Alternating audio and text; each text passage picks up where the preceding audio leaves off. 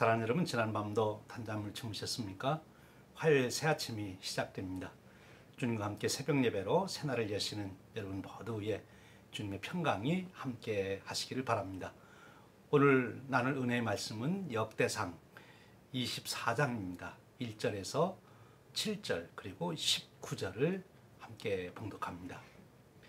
아론 자손의 계열들이 이러하니라. 아론의 아들들은 나답과 아비후와 엘르아살과 이다말이라. 나답과 아비후가 그들의 아버지보다 먼저 죽고 그들에게 아들이 없으므로 엘르아살과 이다말이 제사장의 직분을 행하였더라.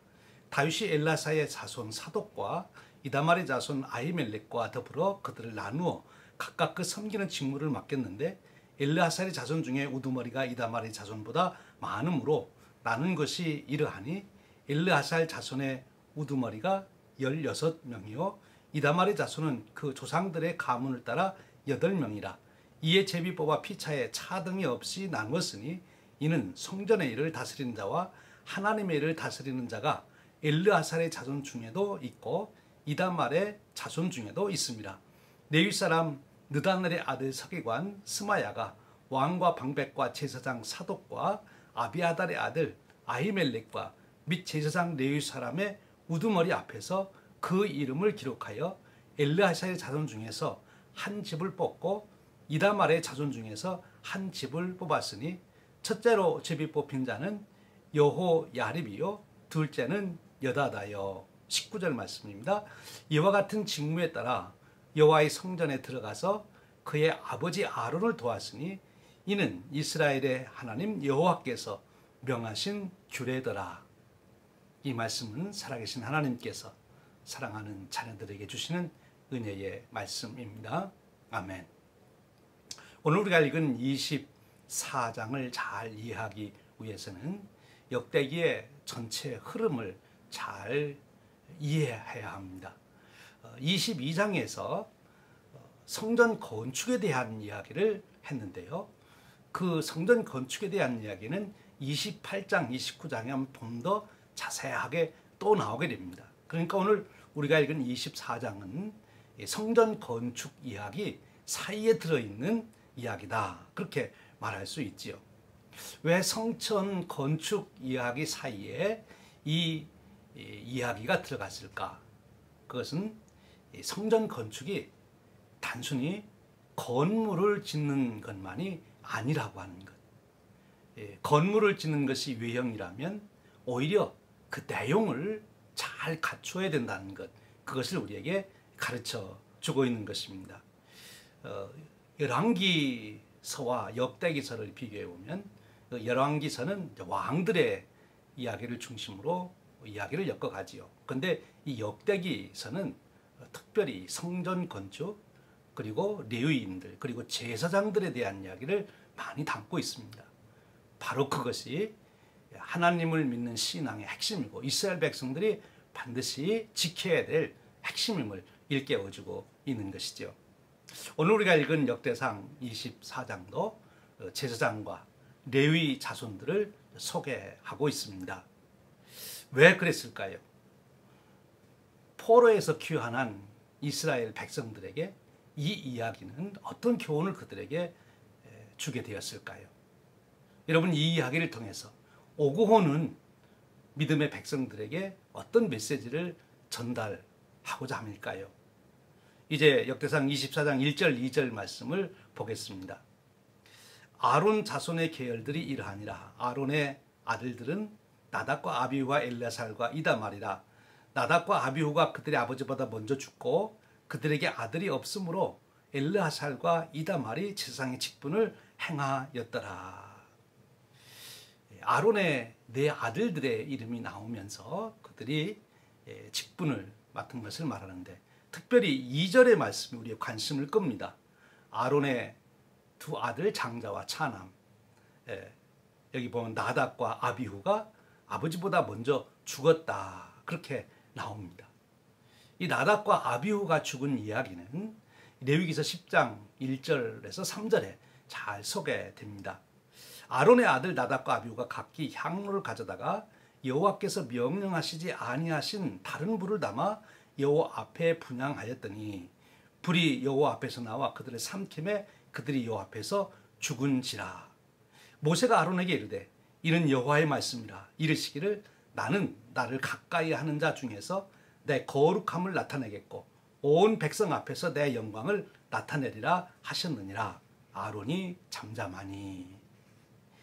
여러분, 이 사건이 무엇입니까? 무엇을 교훈해 주십니까? 지금 포로에서 귀환한 이스라엘 백성들에게 이 나답과 아비후가 죽었다고 하는 이 이야기는 어떤 교훈을 주고 있는 것입니까? 이 나답과 아비후, 그는 아론의 뒤를 이어 대제사장의 역할을 감당해야 될 사람들이었습니다. 그런데 그들이 죽었어요. 근데 거기에 대해서 아버지 아론이 잠잠했다라고 성경은 말씀합니다. 모세가 그 이유를 분명하게 얘기해 주었지요. 바로 이 제사장들을 하나님이 세우심은 하나님의 거룩함을 드러내기 위해서 제사장들을 세웠다는 거예요. 그런데 오히려 세움받은 이 나답과 아비후가 하나님의 거룩함을 오히려 가리웠기 때문에, 그래서 하나님은 이 나답과 아비후를 죽였다 한 것입니다. 여러분도 잘 아시는 대로 제사장들의 옷을 지을 때 특별히 제사장들에게 관을 씌우게 하고 그 이마에 무엇을 쓰게 한가 하면 여호와께 성결, 이 성결이라는 말이 거룩이라는 말이죠.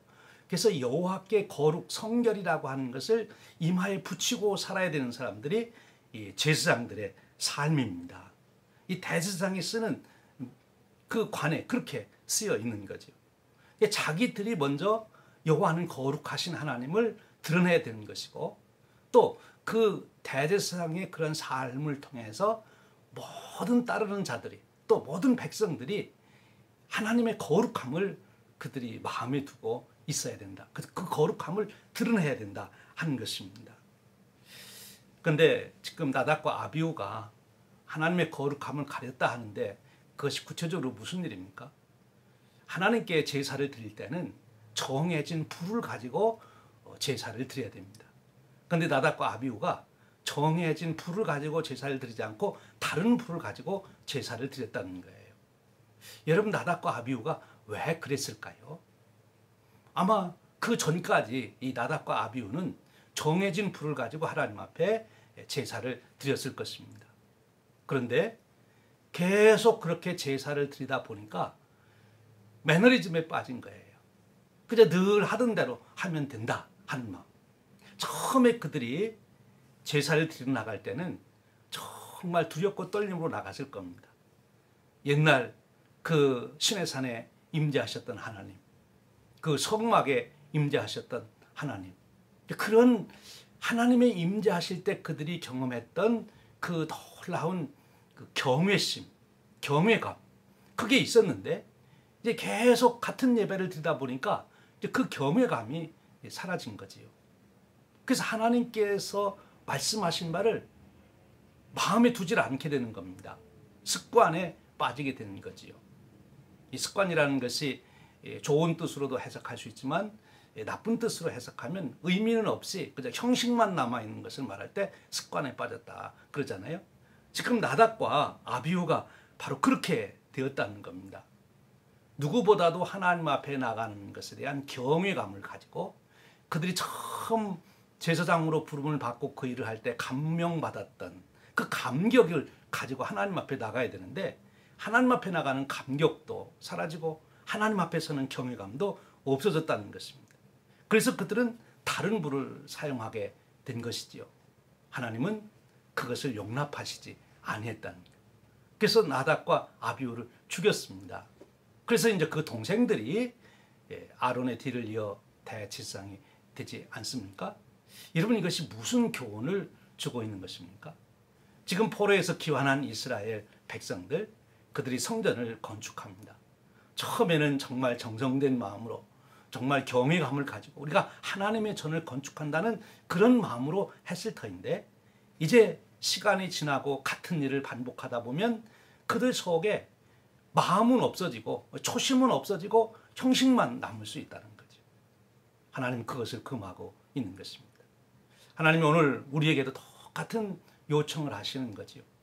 우리가 하나님 앞에 예배로 나갈 때마다 우리 마음이 정말 하나님을 만나는 경외감을 잃어서는 안 된다는 것입니다. 하나님께서 우리를 구원하시고 예배로 부를 때 우리가 가졌던 그 감격스러운 마음, 내 영혼이 은총 입어 중한제쯤 벗고 보니 하며 불렀던 그 감격의 찬양, 그 기쁨, 그것을 우리가 잊어버려서는 안 되는 거예요. 이 하나님 앞에 나간다고 하는 경외감과 감격을 잃어버리면 결국 우리가 예배로 모인다는 것은 사람끼리 모이는 것에 불과한 것입니다. 하나님을 만유리 여기는 거지요. 이런 예배를 하나님은 받으시지 않겠다 하는 것입니다. 오늘 이 사건을 통하여 폴에서 귀환한 이스라엘 백성들은 다시 한번 이 이야기를 통하여 마음에 다짐했을 겁니다. 우리가 성전을 건축하며 하나님 앞에 나아갈 때 그 경외감과 하나님 우리를 부르셨다는 그 감격을 우리는 잊지 말자. 오늘 우리에게도, 저와 여러분에게도 이와 같은 마음이 우리 안에 충만할 수 있기를 바랍니다. 예배를 드릴 때마다 하나님께 대한 경외감, 그리고 하나님께서 우리를 부르셨다고 하는 나를 구원하신 그 감격이 늘 넘치는 그런 축복이 함께 하시기를 축원합니다. 이제 계속되어지는 말씀을 보면 5절 말씀입니다. 이에 제비를 뽑아 피차에 차등 없이 나누었으니 이는 성전의 일을 다스리는 자와 하나님의 일을 다스리는 자가 엘르하살의 자손 중에도 있고 이다말의 자손 중에도 있습니다. 아주 중요한 일이 제사장 직분 아닙니까? 그런데 제사장 직분을 세울 때 제비를 뽑아 세웠다는 거예요. 좀 고시를 해서 시험을 봐가지고 뽑아서 세우는 것이 합당하지 않나. 전문가를 우리가 세워야 되지 않겠는가. 그런데 왜 이 제사장을 지금 순번을 정하여 세우는데 제비를 뽑아서 했을까 하는 것입니다. 여러분, 우리 사람의 어떤 실력대로 어떤 직분을 맡긴다면 실력이 있는 사람은 그 직분을 받을 때 뭐 내가 실력이 있으니 당연히 받아야지 이런 생각을 가지니 별 감격이 없을 거예요. 또 실력이 없는 사람은 아예 나는 뭐 그런 할 자격이 없으니 거기에 대한 기대도 하지 아니할 겁니다. 근데 여러분, 제비 뽑아 보신 적 있습니까? 이 제비를 뽑을 때 모든 사람의 마음이 설레이잖아요. 두근거리잖아요. 야, 누가 뽑힐까? 내가 뽑힐까? 그러다가 자기가 뽑히면 야, 정말 내가 제비 뽑혔다. 참 내 행운이다. 이렇게 하고 기뻐하잖아요. 지금 여기 제사장들이 제비를 뽑아서 순번을 정하는데 자기가 제비에 뽑혔습니다. 자기가 실력이 있어서가 아니지요. 하나님의 은혜입니다. 이 제비를 뽑을 때 설레이는 마음처럼 바로 그들이 제사장의 직무를 감당할 때, 하나님 앞에 나아갈 때 그런 설레임이 그들에게 있어야 된다. 그래서 그 준비된 마음으로, 그 마음을 담아서 제사를 드려야 된다 하는 것입니다. 앞에서 말씀드린 대로 아무런 감격도 없이, 기쁨도 없이 그렇게 하나님 앞에 나가서는 안 된다는 거죠. 지금 하나님은 이 제사장들의 이 직분을 정하고 순번을 정하는데 이렇게 제비를 뽑아서 하게 됩니다. 그리고 여기는 어떤 의미가 또 담겨 있습니까? 하나님 앞에 나올 때는 우리 인간의 능력의 차이, 기술의 차이, 키가 작고 크고의 차이가 필요 없다는 거죠. 하나님 앞에 나갈 때 하나님 보시는 가장 중요한 것은 우리의 마음이라는 것입니다. 내가 세상에서 얼마나 돈을 벌었는지, 권세를 가졌는지, 학식이 얼마나 있는지 그런 것은 하나님이 보시지 않는다. 오늘 하나님 앞에 나오는 자에게 있어서 가장 중요한 것은 그의 마음, 그가 온전한 마음으로, 하나님을 향하는 마음으로 그 하나님 앞에 나오느냐, 그것을 하나님은 보신다. 그것을 기뻐 받으신다고 말씀하고 계시는 것입니다.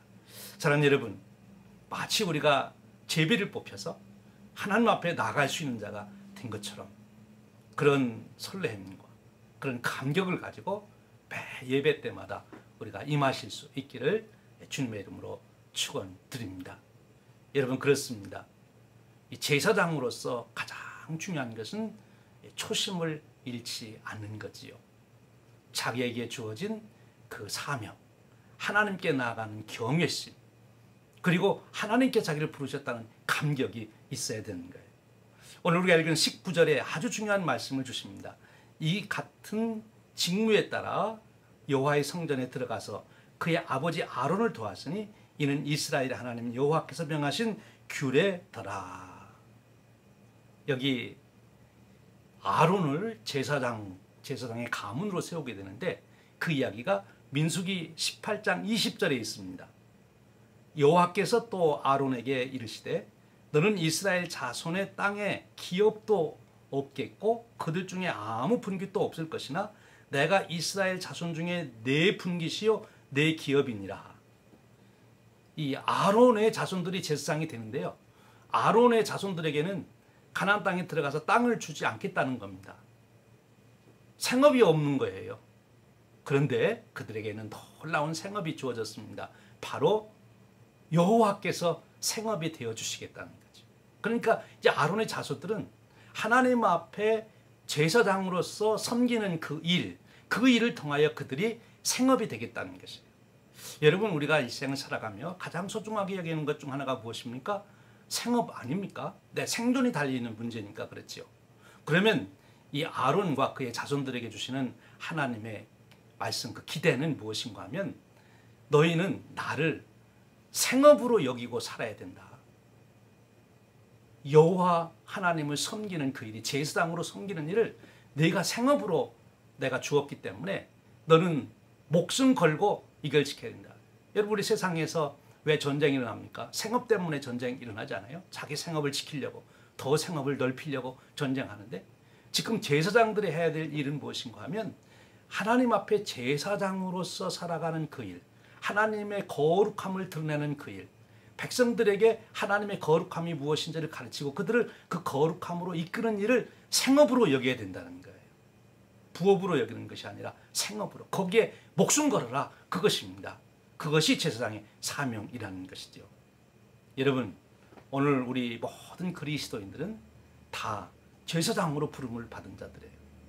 그래서 우리는 우리의 삶의 목적이, 목숨을 걸어야 될 일이 무엇인가 하면 세상 사람들에게 하나님의 거룩함을 드러내고 또 우리 삶에서 하나님의 거룩함을 높이는 그런 삶을 살아야 된다는 것이지요. 오늘 이 말씀이 저와 여러분에게 새겨지고 이 말씀에 의해서 오늘 제사장과 같은 거룩한 삶을 살아가는 그런 축복이 함께 하시기를 축원드립니다. 여러분, 초심을 지키시길 바랍니다. 하나님 앞에 나아갈 때마다 경외감과 감격이 있으시길 바랍니다. 하나님 앞에 살아가는 것, 거룩함을 드러내는 것이 내 생업이라고 하는 믿음의 고백 속에 오늘도 승리하시는 저와 여러분 되시기를 주님의 이름으로 축원드립니다. 함께 기도하겠습니다. 은혜로우신 하나님, 감사합니다. 오늘도 우리가 새날을 시작하는 시간에 귀한 말씀을 통하여 우리가 영적인 제사장님을 깨닫게 하시고 우리의 삶 속에서 현실적으로는 예배에 나갈 때마다 감격과 설렘과 경외감을 가지고 나갈 수 있는 놀라운 말씀으로 일깨워 주시고 또 우리의 삶 자체가 하나님의 거룩을 드러내야 되고 하나님의 성결을 드러내야 되는 삶으로 부름받았음을 일깨워 주시니 감사합니다. 오늘 또 이 거룩한 놀라운 직무를 감당하도록 은혜 베풀어 주시옵소서. 우리 주님 예수 그리스도의 이름으로 기도하옵나이다. 아멘. 여러분, 오늘 또 주님과 함께 동행하시며 승리하시기를 바랍니다.